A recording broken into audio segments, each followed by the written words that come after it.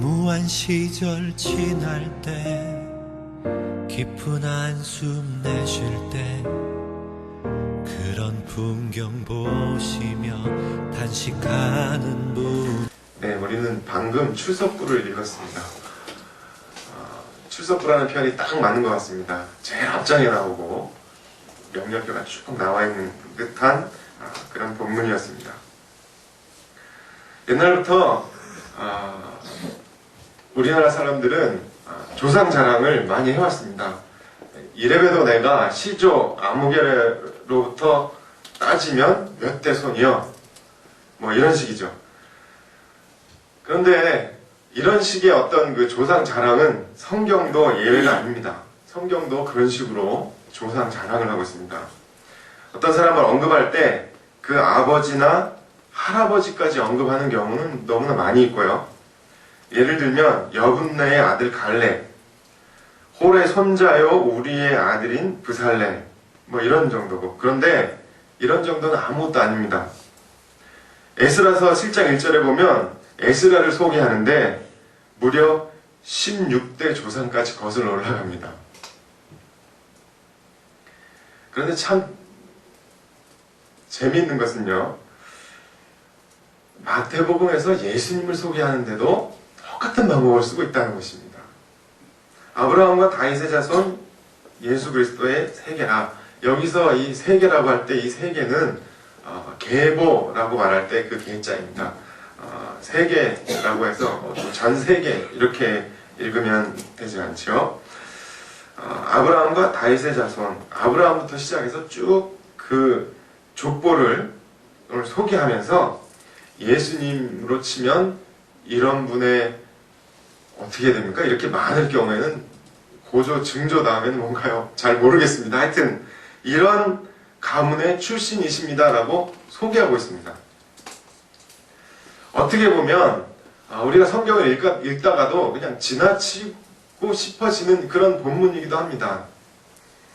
그렇게 중요할까 싶기도 하고요. 그런데 이 본문이 등장하는, 본문이 적혀있는 위치가 너무나 중요한 위치입니다.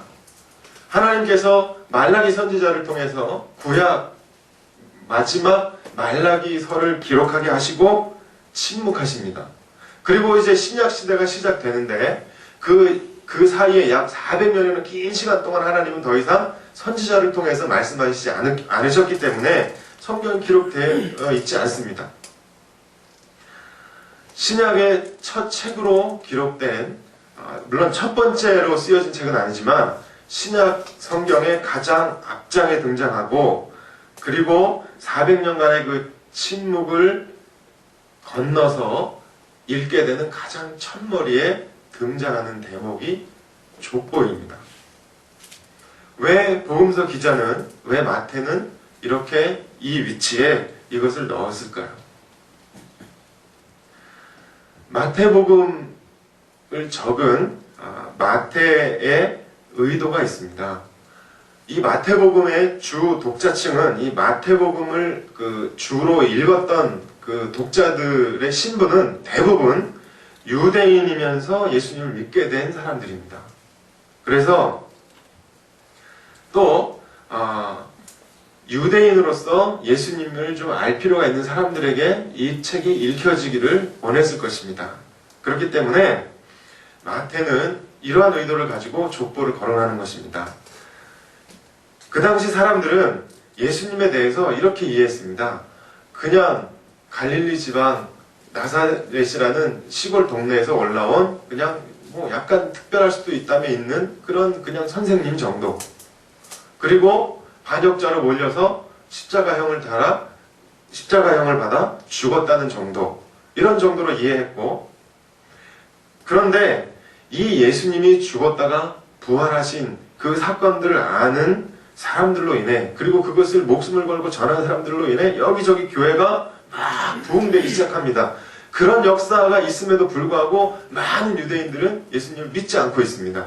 그래서 예수님이 부활 승천하신 그 사건이 있었던 뒤로 한 60년쯤 지난 다음에 그 책이 집대성이 되어서 막 읽혀졌을 것으로 보통 생각이 되어지고 있는데,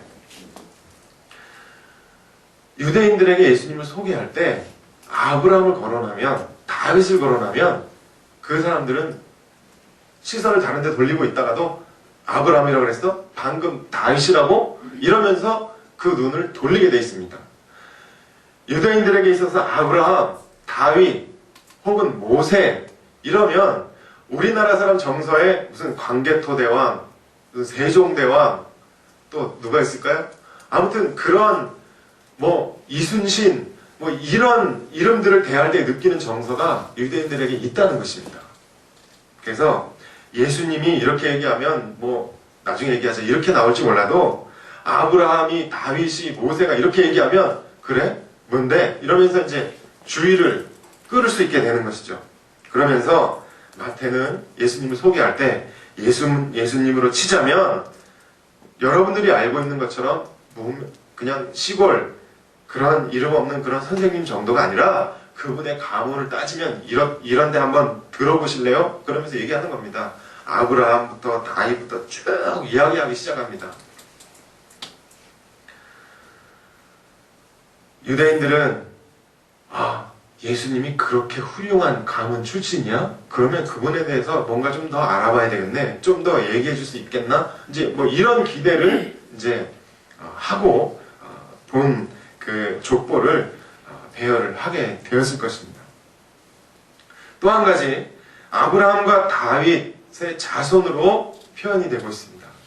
아브라함과 다윗이 의미하는 바는 훌륭한 믿음의 조상이요, 또 훌륭한 왕 외에도 또 정말 특별한 의미가 있는데, 아브라함과 다윗에게는 하나님께서 특별한 언약을 베풀어 주십니다.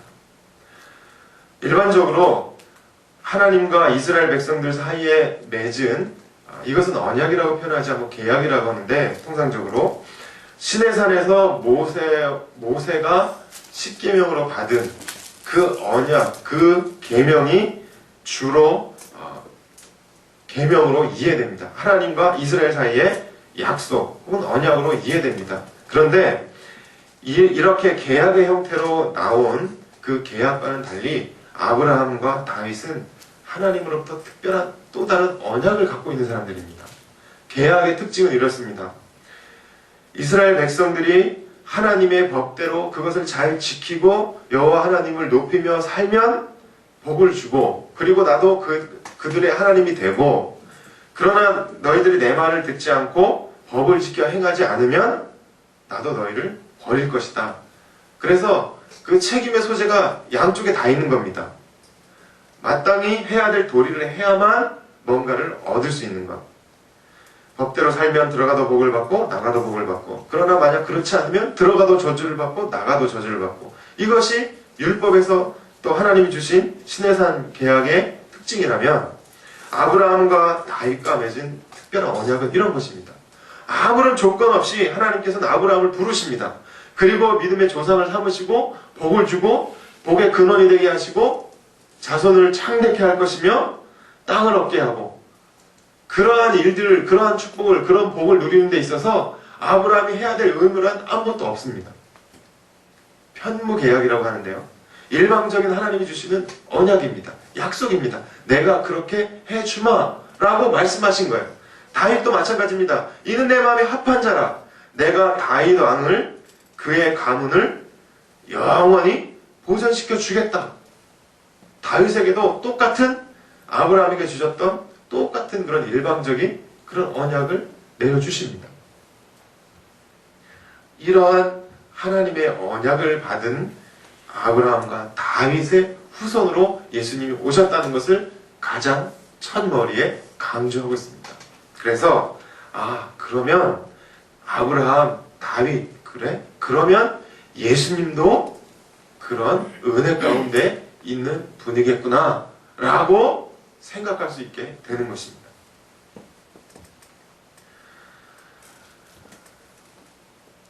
예수님은 아브라함과 다윗의 가문을 통해서 오셨습니다.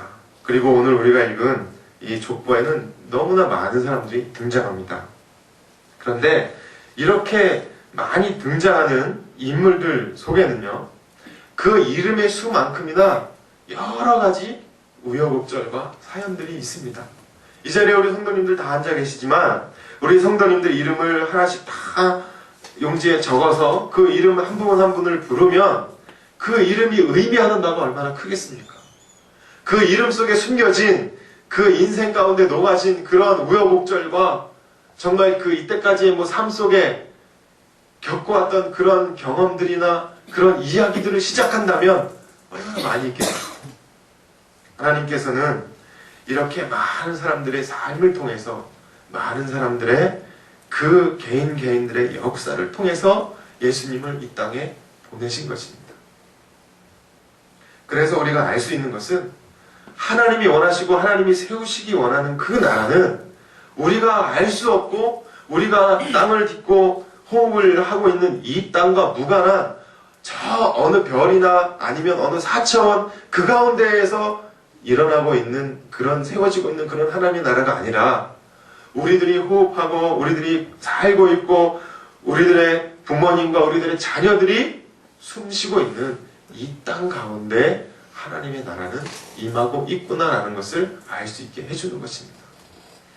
우리의 어머니, 우리의 할머니, 우리의 선조들이 그렇게 하나님의 나라의 건설 또 예수님이 이 땅에 오시는 데 있어서 쓰임받은 사람들이었구나라는 것을 우리는 알 수 있는 것입니다. 그래서 하나님의 나라는 하나님의 역사는 단시간 내에 끝난 것이 아니라 긴 역사 가운데 하루아침에 이루어진 것이 아니라 이렇게 수많은 사람들의 삶의 역사를 통해서 이루어져 왔으며 또한 이루어져 가고 있다는 것을 우리는 이 족보를 통해 알 수가 있습니다. 그런데 이 족보에 포함되어 있는 사람은 이렇습니다. 아브라함, 이삭, 룻, 다윗 이런 사람들은 한마디로 말하면 대단한 신앙의 영웅들입니다. 나는 얼마만큼 믿음이 커져야 이들과 같은 삶을 살 수 있을까 할 정도로 대단한 사람들입니다.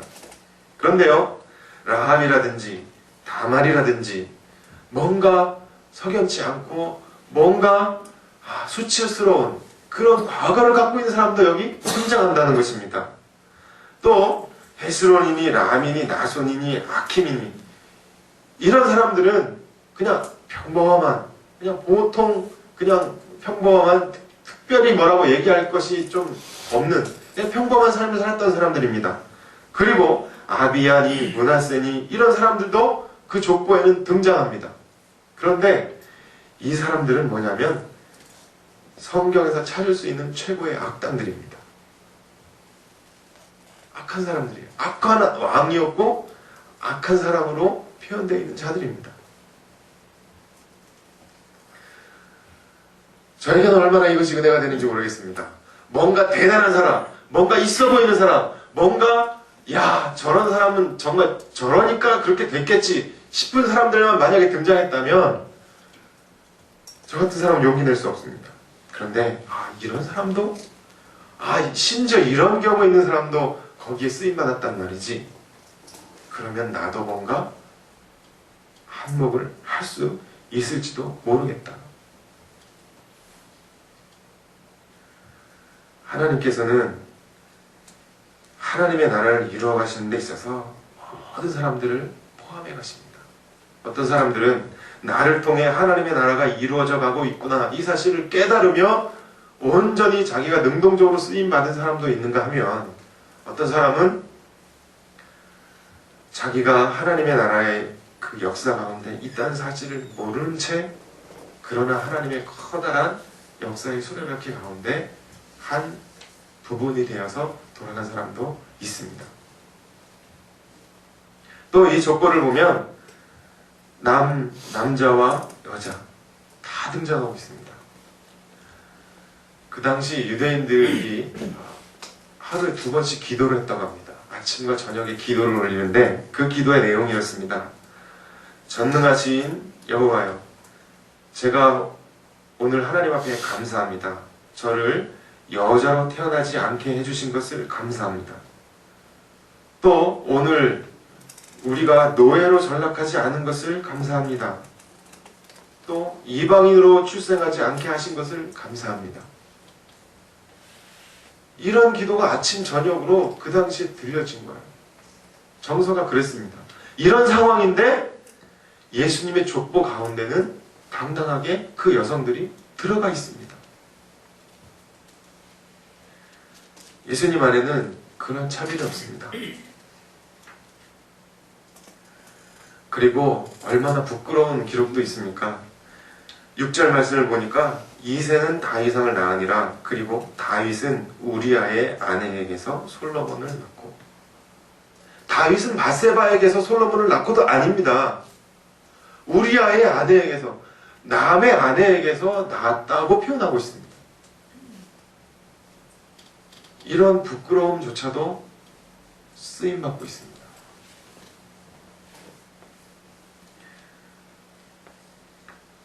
우리는 사실 뭔가 믿음으로 충만하고 열심히 기도하고 정말 내가 하나님의 말씀으로 결단해서 하나님 은혜 가운데, 능력 가운데 내가 살아봐야지, 성령 충만해서 살아봐야지, 이렇게 결단하며 뭔가 이렇게 쫙쫙 이렇게 고지를 향해 올라가는, 그렇게 독수리 날개치며 올라가는 것 같은 그런 시기가 있습니다.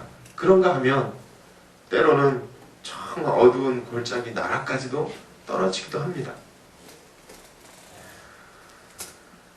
올라갈 때는 올라가는 대로 나름대로 뭔가 뿌듯하지만 그렇게 곤두박질 쳐서 떨어질 때는 한도 없고 끝도 없어서 정말 부끄러워서 하나님 앞에 나갈 수가 없겠다 싶을 때도 있습니다.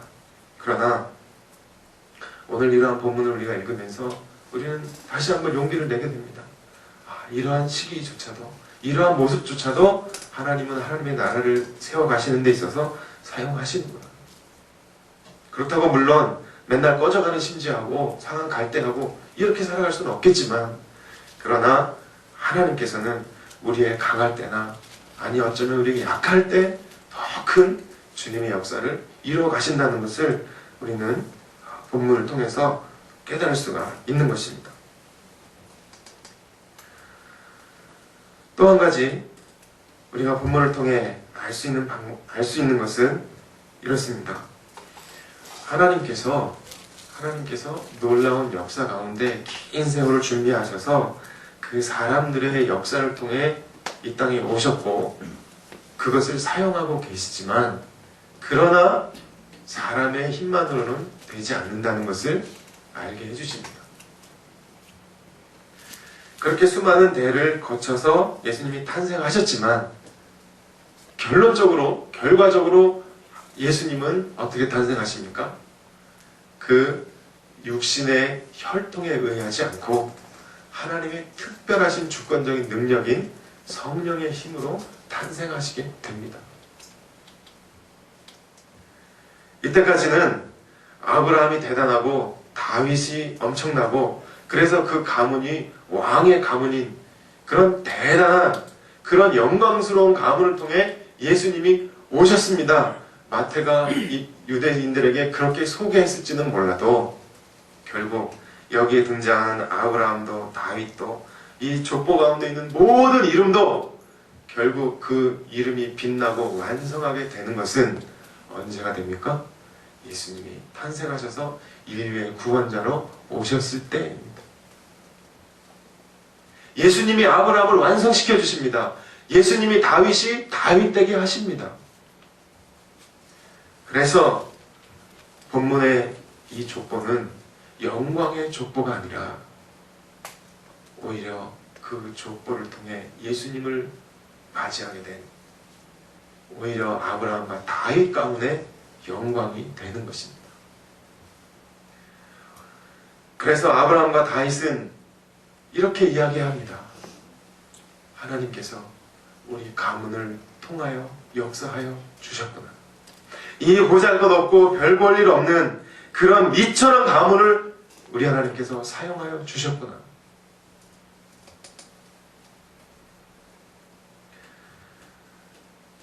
이 모든 일들은 하나님께서 우리에게 하신 일과 동일합니다. 하나님께서는 예수님을 이 땅에 보내시기 위해 긴 시간을 노력하셨고 애쓰셨습니다. 하나님께서는 예수님을 우리에게, 나에게 보내주시기 위해 이렇게 많은 사람들을 동원하여 그들의 역사를 사용하셨습니다. 하나님께서는 그 예수님을 우리에게 보내시기 위해 그렇게 수많은 사람들의 우여곡절을 경험하게 하셨습니다. 얼마나 많은 일들을 준비하셔서 그 예수님을 우리 가운데 하나님은 보내셨는지 모르겠습니다. 지난주에 우리는 대강절 첫째 주를 보냈습니다. 이제 4주 후 혹은 3주 후에 아기 예수님이 이 땅에 오신 것을 기뻐하는 성탄주일이 될 것입니다.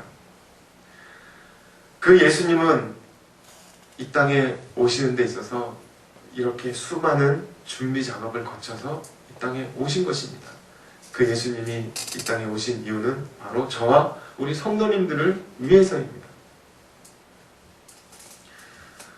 예수님이 왕의 가문으로 태어났다는 것보다, 그래서 그 가문이 영광스러운 가문이 되었다는 것보다, 그것보다 더 중요한 것은 오늘날 나도 예수 그리스도 안에 있으면 그 영광스러운 가문에, 혹은 우리의 가문이 더욱 완성되고 빛날 수 있다는 사실을 깨닫는 것입니다. 예수님은 오늘도 우리 역사 가운데 오고 계십니다.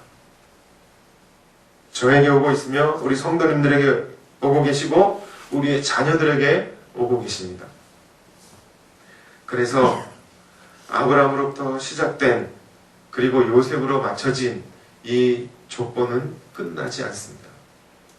이 이후에 우리의 이름이, 그리고 우리의 자녀의 이름들이 계속적으로 이어져야 하는 것입니다. 바울 사도는 갈라디아서에서 이렇게 얘기하고 있습니다. 너희가 그리스도 예수 안에 있으면 아브라함의 자손이요 마땅히 유업을 이을 자라고 말씀하고 계십니다. 우리는 하나님이 우리를 위해서 준비해 주신 너무나 많고 크고 위대한 그러한 역사를 통해서 우리 가운데 오신 예수님을 맞이했습니다. 그렇다면 우리도 우리의 삶이 지금 높이 올라가 있든지, 아니면 정말 누구에게 말할 수 없는 그런 낮은 곳에 있든지 막론하고 우리는 이렇게 기도해야 할 것입니다. 하나님, 오늘 마태복음 1장에 나와 있는 그 많은 사람들의 이름, 그들의 역사와 그들의 삶을 통해 예수님을 이 땅에 보내시는 놀라운 그 역사를 그들의 삶을 통해 쓰셨다면 나의 삶도 사용하여 주시기 원합니다. 나의 삶도 사용하셔서 나를 통해 누군가에게 예수님이 전해지는 역사가 일어나게 해 주십시오. 이러한 기도가 우리에게 필요해지는 것입니다. 지난주에 우리는 노방에 나가서 전단지를 돌려보았습니다. 참 부끄러운 경험도 많이 하셨을 겁니다. 세상에 그렇게 관심 없는 분도 있더군요. 참 쑥스럽기도 하고 때로는 좀 분하기도 하고, 피차간에 뭘 준 게 있다고 이렇게 냉대를 하시나 뭐 이런 마음도 들기도 했습니다. 그런데 느껴지는 것이 있었습니다. 하나님께서 그동안 나에게 해주신 것에 비하면, 만약에 내가 이 전단지 하나 그에게 전해서 그가 교회를 오게 되고 혹은 그 집회에 오게 돼서 만약에 거기서 예수님을 만나게 된다면, 하나님이 나에게 해주신 것, 그 긴 시간과 그 많은 역사 가운데 이루어지신 것에 비하면 내가 하는 이 작은 행위는 아무것도 아니로구나, 이런 생각이 드는 거였습니다. 하나님께서 너무나 많은 것을 우리에게 주셨습니다. 많은 사람들을 사용하셨습니다. 나 한 사람을 위해서. 이제 하나님은 우리에게 말씀하고 계십니다. 이 영광스러운 가문에 초대하겠노라고. 그래서 우리의 가문이 영광스러운 가문이 되게 해주겠노라고. 저와 우리 모든 성도님들이 이렇게 영광스러운 가문에 초대되어서 자손 대대로 우리의 가문의 영광이 되는 예수 그리스도의 가문에 있는 그런 우리의 후손들, 또 우리 자신들, 우리 성도님 다 되기를 간절히 소원합니다. 기도하겠습니다.